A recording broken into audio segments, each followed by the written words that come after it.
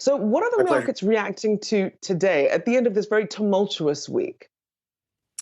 Well, I'm not sure it's a really new factor other than the specific equities that posted earnings growing less than everyone might hope and what we've gotten used to.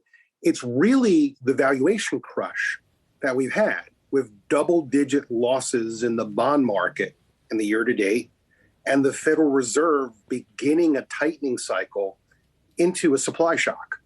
So we've taken our U.S. growth forecast for this year from 3.5% down to 1.9%. We think that growth next year will be slow as well.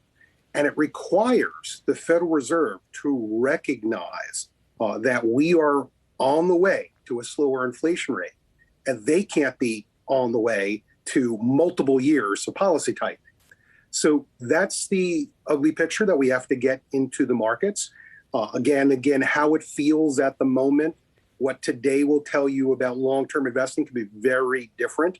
But just as an example, again, we're including a lot of hedges in our portfolios. Inflation hedges with natural resources firms, and we're overweight long-duration U.S. government bonds for the first time since bond yields bottomed in 2020. And so, Stephen, when we think about what the Fed has said so far and their targets for when inflation might peak, there are some economists that have already suspected that inflation has peaked. Do you believe the same? Or if not, when do you believe it will?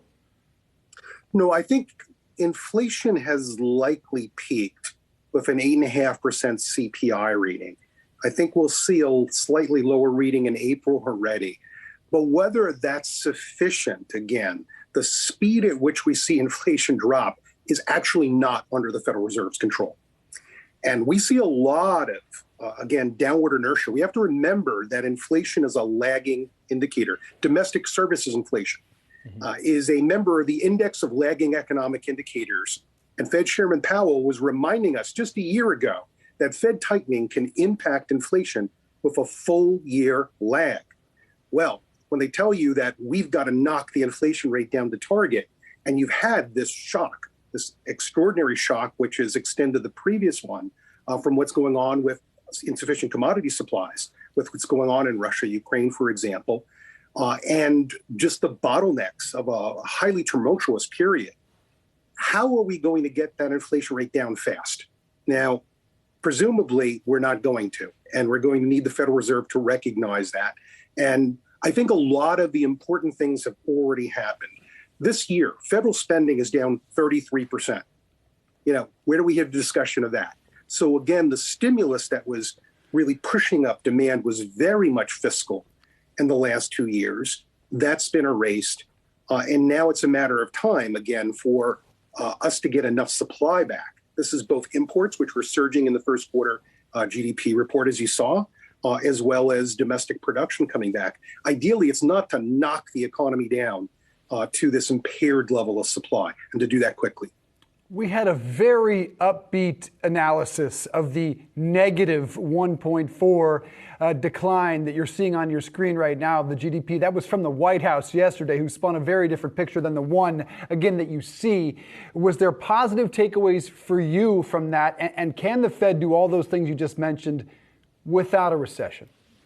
Well, it's more positive than negative 1.4%. Let's remember that we added 585,000 jobs per month on average in the first quarter. Domestic production is rising to meet demand. That's how you can do this without a recession. And we're not arguing that you should have policy rates stay at zero, but let's remember the Fed was doing QE through last month. And now they've told you rapid quantitative tightening. Their words, rapid.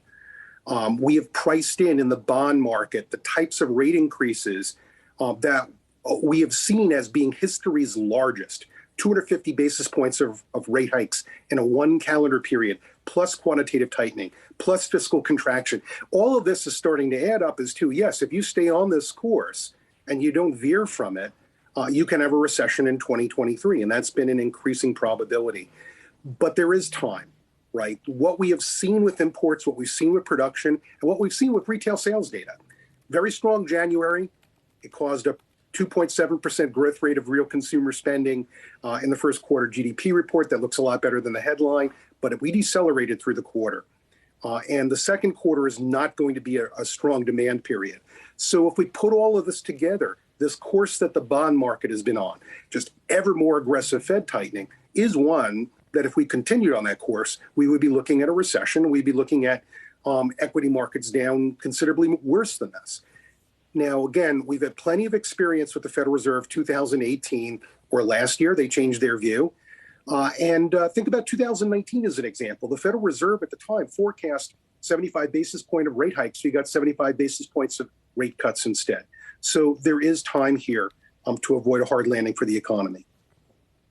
So then in this environment, what should investors be thinking in terms of what to rotate into and rotate out of, given what we're going to see from the Fed? For most investors, I think it's important not to think that, well, today is my clarion call to do something radically different with my portfolio. What kind of defense have you built into your portfolio already? Are you balanced between safer fixed income and equities? Do you have what we've done with our portfolios is raise the quality of equities and portfolios as well as fixed income? Think about this. The most consistent dividend payers in the United States market are down half as much as the S&P. And the S&P is already a quality index. Sounds boring compared to some of the exciting ideas of last year, but healthcare, for example, is being an industry that's really not cyclical. Think about in fixed income portfolios. We are not going to overweight high yield bonds.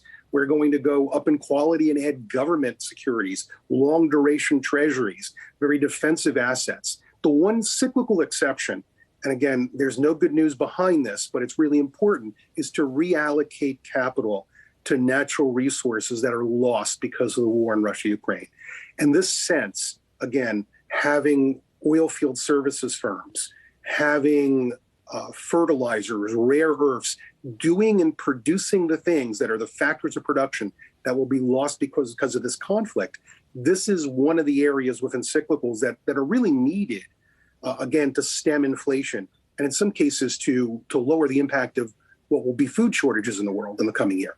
Steve, you mentioned that some of the economic data that we were reviewing, lacking indicators there, but given the fact that we're in the midst of earnings season, sure, some of the past performance, that is just what it is, looking back at the first quarter. But is there anything in the outlooks that you would be giving more weight to or paying closer attention to, and from which companies to get a pulse of the consumer right now? There's some use from quarter past. There's certainly some use from forecasts.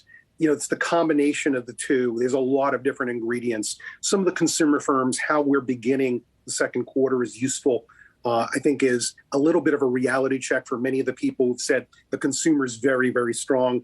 You know, the difference between unit volumes and absolute spending on the part of the consumer matters.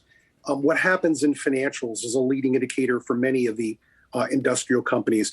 But as we've seen in the past, there are many, many times the companies that are really involved in the economy, the industrial companies that have strong current conditions, it tells you very little about where their earnings will be in the year ahead. Stephen Wieting, who is the Citi Global Wealth Investments Chief Investment Strategist, joining us here this afternoon. We appreciate the time. Hope you have a great weekend as well.